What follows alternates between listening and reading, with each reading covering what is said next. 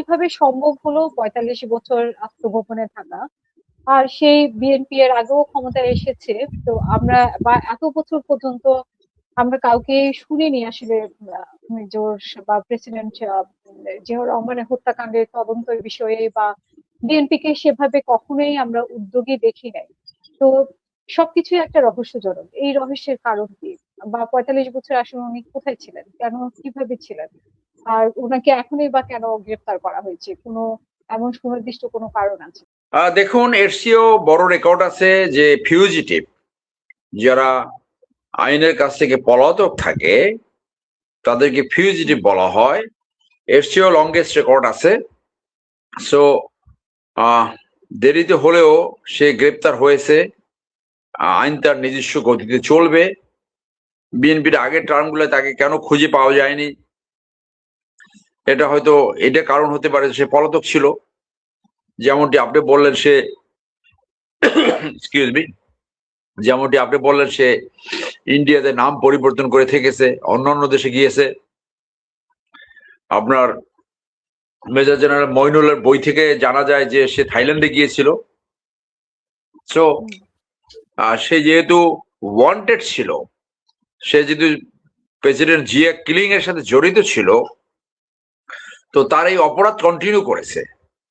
সেনা আইনে কিছু ধারা আছে যেটা কখনই তামাদি হয় না, যেমনটি এই খুন, তারপরে ডেজার্টার, এরপরে আপনার মিউটিনি, প্রপার্টি রিলেটেড অফেন্স, ধর্ষণ, এই সমস্ত কখনই তামাদি হয় না। সো তার অপরাধটা অ্যালাইভ ছিল এবং যখনই ধরা পড়বে তখনই সে আইনের আওতায় আসবে। ৮১ সালে কিলিং এ নিশ্চয়ই সেখানে তদন্ত হয়েছে, সেখানে তার সম্পৃক্ততা সম্বন্ধে ফাইন্ডিংস আছে, সুপারিশ আছে। সো সেনাবাহিনীতে যে কোনো ঘটনায় নতুন করে একটা তদন্ত হবে, সেই তদন্তে এগুলো সব বের হয়ে আসবে। কোথায় এতদিন ছিল, কিভাবে ছিল, কার আশ্রয় প্রশ্রয় ছিল এবং কিভাবে পালায় থাকতে পারলো। আমরা ইতিমধ্যে জেনেছি যে মাসুদউদ্দিন চৌধুরীর সাথে তার নিয়মিত যোগাযোগ ছিল, লেফটেন্যান্ট জেনারেল মাসুদউদ্দিন চৌধুরী, যে যুদ্ধ আন্তর্জাতিক অপরাধ ট্রাইব্যুনাল সহ বেশ কিছু মামলা এখন বিচার ফেস করছে। তো ওখান থেকে তার মোবাইল ফরেন্সিক করাতে তার লোকেশনটা বের হয়েছে যে সে বাংলাদেশে। অতএব তাকে লোকেশন লোকেট করা এবং অ্যারেস্ট করা অত্যন্ত সহজ হয়েছে। বিএনপির আগের টার্মগুলো হয়তো সে দেশে আসে নাই বা এইভাবে কারোর সাথে যোগাযোগ করে নাই, আইন শৃঙ্খলা বাহিনী তাকে খুঁজে পায়নি। সো এখন খুঁজে পেয়েছে, বেটার লেট দেন নেভার। এখন তার এই যে অপরাধ সে করেছে সেই অপরাধের বিচার হবে। সরকারের পক্ষ থেকে আমরা একটা স্টেটমেন্ট দেখলাম, স্বরাষ্ট্রমন্ত্রী বলল যে অন্য অন্য আসামিদের যে আইনে বিচার হয়েছে তার সেই আইনেই বিচার হবে, অর্থাৎ তার সেনা আইনে বিচার হবে। অতএব আমরা ধারণা করতে পারি যে তার বিচারটা হয়তো কোর্ট মার্শালে হবে। এখন এখানে অনেকে বলে যে এই হত্যার সাথে, জিয়া রহমানের হত্যার সাথে র জড়িত ছিল, কেউ বলে যে তাকে রেখে দিয়েছে, এর আশ্রয় প্রশ্রয় ছিল। তো এরকম আপনি মনে করেন কিনা? আবার সেনা আইনে বিচার হওয়া নিয়েও অনেকে বলছে যে তাহলে আমরা রহস্যটা জানতে পারবো না, যে আসলে জিয়া রহমানের সাথে কি হয়েছিল, এখানে কিভাবে ঘটনা ঘটেছিল, সেই রহস্যটা তো অনেকে জানতে চায়। দেখুন, প্রেসিডেন্ট জিয়া হত্যাকাণ্ডের পরে জেনারেল মঞ্জুর পুলিশের হাতে গ্রেপ্তার হয়েছিল এবং সেখানে জেনারেল মঞ্জুর একটা স্টেটমেন্ট করেছিল যে তাকে যেন পুলিশের কাছে হস্তান্তর করা হয়। তার মানে ধারণা করা হয় যে তার কিছু বলার ছিল, কিন্তু সে বলতে পারে নাই। তাকে চট্টগ্রাম সেনানিবাসের এমপি চেকপোস্টে, যতটুকু আমার মনে পড়ে, ক্যাপ্টেন আজাদ নামে একজন অ্যালেজলি এরশাদের নির্দেশে তাকে হত্যা করা হয়, জেনারেল মঞ্জুরকে। অর্থাৎ জেনারেল মঞ্জুর যা কিছু বলতে চেয়েছিল সেইটা বলার সুযোগ আর তিনি পাননি। বাকিদের 18 জনের কোর্ট মার্শাল হয়েছে, এর মধ্যে 12-13 জনের ফাঁসি আদেশ হয়েছে, বাকিরা বিভিন্ন টার্মসে জেল খেটেছে।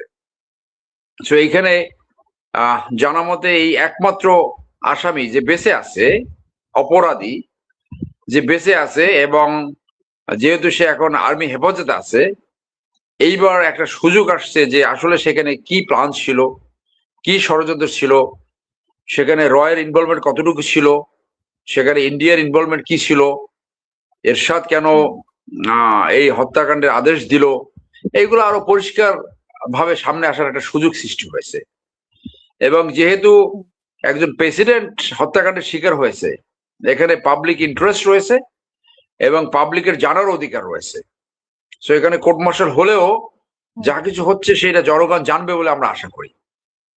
তো যেমনটা বলেছিলাম যে এটা নিয়ে আরেকটা তদন্ত হবে, সেই তদন্তই সবকিছু এখানে এখানে বের হয়ে আসবে। এবং ওই সময় কিন্তু দুইটা মামলা হয়েছিল। অনেকে একটা ভুল ধারণা বাজারে ছড়াচ্ছে যে সে কনভিক্টেড আসামি, যেটা রং, যেটা সঠিক নয়।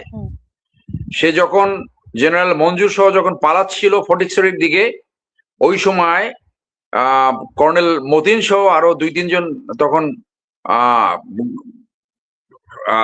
আপনার আর্মির সাথে সংঘর্ষে, আর্মির সাথে সেই সময় মারা যায় তারা। এবং এইখানে এই মোজাফফর সাহেব তখন পালাই যেতে সমর্থ হয়। তো উনি তখন থেকে পলাতক। একটা একটা ক্রিমিনাল একটা মামলা হয়েছিল ম্যাজিস্ট্রেট কোর্টে, সিভিল কোর্টে। সেই মামলাটা পরে আর আগায় নাই, এই সেন্সে যে সেখানে কোনো সাক্ষী পাওয়া যায়নি। এখানে বলা প্রয়োজন যে যে কোনো অপরাধ একাধিক আইন দ্বারা যদি ট্রাই করা যায়, তখন যে কোনো একটা আইনে তাদেরকে বিচার করলে সেই বিচার সম্পন্ন হয়েছে বলে ধরা হবে, যে কোনো একটা। সো তারা যেহেতু মিলিটারি সার্ভিসে থেকে এই অপরাধ করেছে, এইটা বাঞ্ছনীয় যে তাদের কোর্ট মার্শাল হবে। কোর্ট মার্শাল অনেকগুলো অ্যাডভান্টেজ আছে, দ্রুত মামলা হয় এবং এটার কোনো আপিল থাকে না। আবার এটা অবিচারেরও কারণ। তো সেই জন্য তার কোর্ট মার্শাল হয় নাই, আর সিভিল কোর্টে তার ট্রায়াল হয় নাই। এখন তার এই ট্রায়াল হবে এবং এটা সরকার যে অবস্থান নিয়েছে, এতে মনে হচ্ছে যে তার জন্য আরেকটা কোর্ট মার্শাল হবে।